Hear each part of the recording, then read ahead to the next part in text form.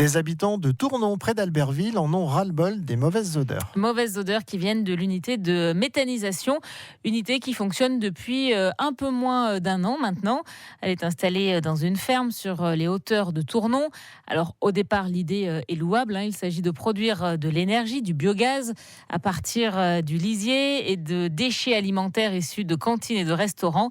Mais problème, donc par moment, ça empeste. Et Luc Chemla, certains habitants sont vraiment mécontents.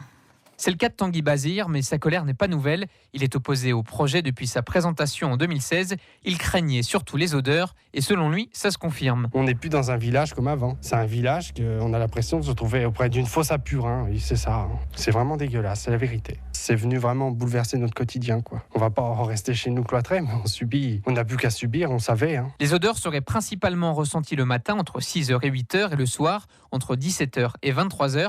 Vanessa Stabili habite juste en bas de la ferme. Odeurs type poubelle, égout, des odeurs acides, des odeurs très fortes qu'on ne connaissait pas auparavant. Avec son collectif d'une 50aine d'habitants, elle dénonce les nuisances. Et pourtant, au départ, la voisine n'était pas contre le projet. On a accordé notre confiance à la commune, aux exploitants. Et aujourd'hui, donc on nous avait promis un zéro nuisance, qu'elle soit olfactive, sonore, visuelle.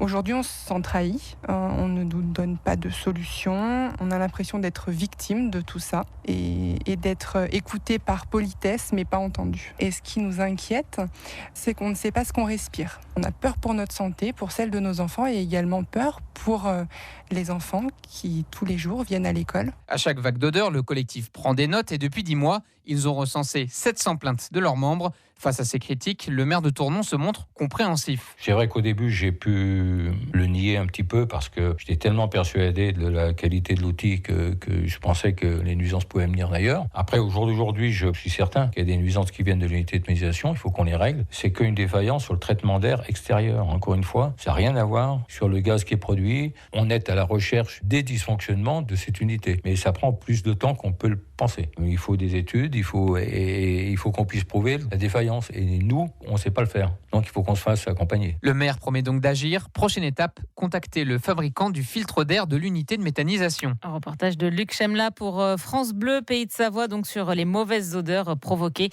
par cette unité de méthanisation à Tournon, près d'Albertville.